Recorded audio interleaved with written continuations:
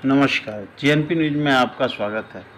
खबर गाजीपुर से है, जहां सपा सांसद अफजल अंसारी ने मुर्शिदाबाद में वक्फ कानून के विरोध में हुए दंगों पर बयान देते हुए कहा कि हमने ये खबर पढ़ी सुनी नहीं है, लेकिन देश में कोई भी दंगा फसाद कोई भी सभ्य समाज सभ्य आदमी अलाउ नहीं करता। वक्फ कानून को लेकर सरकार पर निशाना साधते हुए अफजल अंसारी ने कहा कि देश की जनता को हमारी नीयत पर शक है। हम कहते कुछ हैं, करते कुछ हैं। हम कह रहे हैं कि अल्पसंख्यक पिछड़ों का हमें बहुत दर्द है, जबकि देश के बहुसंख्यक पिछड़ों का हम हक लूट कर बैठे हैं। अफजाल ने कहा कि लोगों को इसलिए शक है कि हम अल्पसंख्यक महिलाओं को लेकर बहुत चिंतित हैं, लेकिन अगर हमने अपने परिवार का भी हक उसे न लौटाया हो तो हमसे कोई उम्मीद कैसे करेगा। अफजाल ने कहा कि हमने संसद में कहा कि बम्बई की सबसे ऊंची इमारत वक्फ की ज़मीन पर बनी है। अफजाल ने कहा कि वक्फ बोर्ड दान में मिली संपत्ति का संचालन करता है। वक्फ की संपत्ति का संचालन करने वालों के बाप की संपत्ति नहीं है। वक्फ की संपत्ति दान देने वालों की अमानत है। बोर्ड सिर्फ रखवाला है। अफजाल ने कहा कि मरे हुए लोगों की अमानत का दूसरा कोई कैसे मालिक हो सकता है। अफजाल ने कहा कि संसद में स्वीकार किया गया है कि वक्फ की इस्तेमाल न होने वाली संपत्ति को हम बेचेंगे। अफजाल ने कहा कि देश में दो ही बेचने वाले हैं, दो ही खरीदने वाले हैं। हमने खरीद फरोख्त का इतना धंधा कर लिया है कि लोगों को पच नहीं रहा। अफजाल ने कहा कि लोगों की आस्था को कितना निचोड़ा जाएगा। अफजाल अंसारी ने तंज कसते हुए कहा कि हमारा ही डायलॉग है, आपदा को अवसर बना लो। महाकुंभ में प्राइवेट हवाई जहाज वालों ने आपदा को अवसर बना लिया। अफजाल ने कहा कि देश में अराजकता न हो, मैं इसकी अपील करूंगा। संसद में इस कानून का विरोध भी हुआ। बहुमत तंत्र से यह बिल पास कर लिया गया। अब यह मामला सुप्रीम कोर्ट में विचाराधीन है। अफजाल अंसारी ने कहा कि देश की जनता से अनुरोध है कि सुप्रीम कोर्ट पर भरोसा रखे। अफजाल ने कहा कि अराजकता नहीं फैलनी चाहिए, नहीं तो इसका उनका मकसद पूरा हो जाएगा। ये चाहते हैं कि उनके अराजक तत्वों को अराजकता फैलाने का अवसर मिले। इन अराजक तत्वों को कोई स्वीकार नहीं कर रहा है। देश के इस माहौल से भी सभी लोग चिंतित। मुर्शिदाबाद में दंगे हुए हैं वक्फ कानून के विरोध में, इस पर क्या कहें? मैंने ये खबर अभी पढ़ी देखी नहीं है। जहां कहीं भी देश में इस तरह की जो आप बता रहे हैं किसी तरह का कोई भी दंगा फसाद, कोई सभ्य समाज, कोई सभ्य व्यक्ति इसको अलाउ नहीं करता। कुछ अपील करना चाहिए? अपील तो हम कह रहे हैं, देश की जनता सशंकित है, हमारी नीयत पर उसको शक है। हम कहते कुछ है और करते कुछ है। नीयत पर इसलिए शक है कि हम कह रहे हैं कि अल्पसंख्यक पिछड़ों का हमें बहुत दर्द है और हम उनका हक उनको देना चाहते हैं, और देश के बहुसंख्यक पिछड़ों का हम हक लूट के बैठे हुए हैं, रिजर्वेशन खत्म कर दिए हैं। इसलिए लोगों को शक है, लोगों को इसलिए संदेह हो रहा है कि हम अल्पसंख्यक महिलाओं के प्रति बहुत चिंतित हैं। हम अल्पसंख्यक महिलाओं को उनका कल्याण करने के लिए, उनका अधिकार देने के लिए, उनके हित में यह फैसला ले रहे हैं। अब इस सवाल पर तो हमें कई लोग कहते हैं निजी सवालों पर मत कहिए, लेकिन अगर हमने अपने परिवार को भी हक न लौटाया हो उसका, तो हमसे कैसे कोई उम्मीद करेगा कि हम अल्पसंख्यक महिलाओं का दर्द अपने दिल में सही पाले हुए हैं। इस सवाल को भी मैंने पार्लियामेंट में कहा कि बम्बई महानगरी की सबसे ऊंची इमारत, जिसे देश के बहुत से लोग जानते हैं वो इमारत किसकी है, वो यतीम खाने के नाम से वक्फ की गई एक जमीन पर बनी है। अब वो खतरे में है। अगर वक्फ बोर्ड के पास अधिकार रहेगा तो कल वो बिल्डिंग खतरे में आ जाएगी। संसद से जो पास हुए, देखिए बात अब पूरी हमारी समझ लीजिए पहले, क्यों इस सवाल पर लोग विचलित हैं।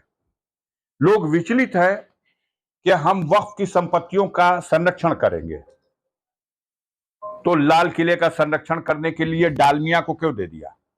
इसलिए हमारी नीयत पे लोगों को शक है।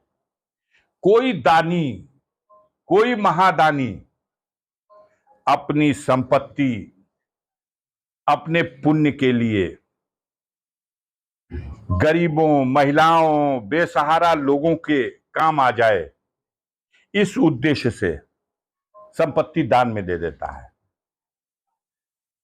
जिसको दान दिया, दान देने की प्रक्रिया को वक्फ कहते हैं। दान कर दिया, यही वक्फ है। इसको उर्दू शब्द है वक्फ। अब वक्फ का व्यवस्था संचालन वक्फ का बोर्ड कर रहा है। जो दान जहां मिल रहा है उसका संचालन करने के लिए वक्फ बोर्ड है। अब वक्फ बोर्ड का संचालन किसी और के हाथ में दिया जाएगा तो लोगों को शक हो रहा है कि ये वक्फ की जो संपत्ति है, ये संचालन करने वालों की बाप की संपत्ति नहीं है, ये उसके एक अमानत के रखवैया हैं। वो किसकी अमानत है? जिसमें से 99% लोग ऐसे होंगे, 90-95%, जिन्होंने वक्फ किया दुनिया से चले गए हैं। तो मरे हुए लोगों की वो अमानत, उसका कोई दूसरा कैसे मालिक हो सकता है? वो दे गया कोई मरा हुआ आदमी आपको, और वो दुनिया छोड़ के चला गया। अब आप अगर उसमें कोई बेईमानी कर रहे हैं तो ये आपके ईमान की खोट है। पारदर्शिता होनी चाहिए। लेकिन उस ईमानदारी कराने के नाम पर ऐसा आदमी हाथ में ले ले। सदन के अंदर स्वीकार किया गया कि हम मस्जिदों को, मदरसों को, ईदगाहों को या ऐसी कोई दरसगाहों को जो इस्तेमाल में आ रही हैं उसको छुएंगे नहीं। लेकिन वक्फ की जमीन इतनी ज्यादा है जो अलग ऐसे किसी उपयोग में नहीं आ रही है, पड़ी हुई है, उसको हम बेचेंगे और उसके पैसे से हम मुस्लिम महिलाओं के, अब मुस्लिम पिछड़े तबके के लोगों के वेलफेयर का काम करेंगे, उनके हित में उसको खर्च करेंगे। आ गई बात न बेचेंगे और खरीदेंगे। इसलिए लोग शक कर रहे हैं। इस देश में 2 ही बेचवैया हैं और 2 ही खरीदवैया हैं। एक खरीदवैया की वो ऊंची वाली इमारत जो बंबई में चमचमा रही है, वही तो खरीदेगा। अब बेचने वाला कौन होगा? उसी की तो व्यवस्था हो रही है। तो लोगों को पच नहीं पा रहा। यह खरीद फरोख्त का धंधा हम इतना कर चुके हैं कि देख रहे हैं आदमी कि हमने हवाई अड्डा बेच दिया, हमने रेल की पटरी बेच दी, भारतीय रेल खड़ी कर दी जाती है और प्राइवेट रेल दनादन पास हो जाती है। लोगों को इसलिए शक है कि हम कहते हैं कि हवाई चप्पल वालों को हवाई जहाज में उड़ा देंगे। अभी महाकुंभ का आयोजन था। ये कैसी हमारी नीति है? 50-50 हजार में लोगों को इलाहाबाद जाने का टिकट एयर का नहीं मिला। कथनी और कथनी में किसी की आस्था को कितना निचोड़ा जाएगा। सुविधा देनी चाहिए थी कि 1000 के टिकट में जाइए, 2000 के टिकट में जाइए। प्राइवेट लोगों को जब जहाज दे दोगे तो वो तो अवसर, हमारा ही डायलॉग है, आपदा को अवसर बना लो। उन्होंने आपदा को अवसर बना लिया। 50,000 60,000 का एक एक टिकट बिका है। इसलिए देश की जनता सशंकित है। अराजकता न हो, मैं इसकी अपील करूंगा। कानून के रास्ते से मैटर, जहां कानून बनता है वहां इसका विरोध भी हुआ। लोकतंत्र का गला दबाकर बहुमत तंत्र सफल हो गया और बहुमत तंत्र के माध्यम से इस बिल को पास तो करा लिया गया। लेकिन अभी सर्वोच्च न्यायालय में यह मैटर विचाराधीन है। सभी देशवासियों से मेरा अनुरोध है कि माननीय सर्वोच्च न्यायालय में उसके निर्णय पर भरोसा करें। वहां न्याय होगा। वहां बहुमत तंत्र और लोकतंत्र नहीं है। वहां संविधान के रास्ते से देखा जाएगा कि यह बिल बनने योग्य है कि नहीं है। सरकार भी गई है। उस फैसले का इंतजार होना चाहिए। अराजकता नहीं फैलानी चाहिए।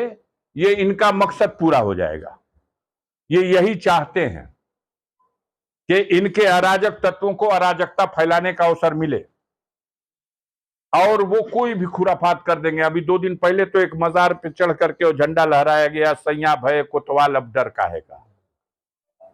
तो इन अराजक तत्वों को कोई स्वीकार नहीं कर रहा। हिंदू, मुसलमान, सिख, ईसाई, बौद्ध सभी लोग चिंतित हैं देश के इस माहौल से।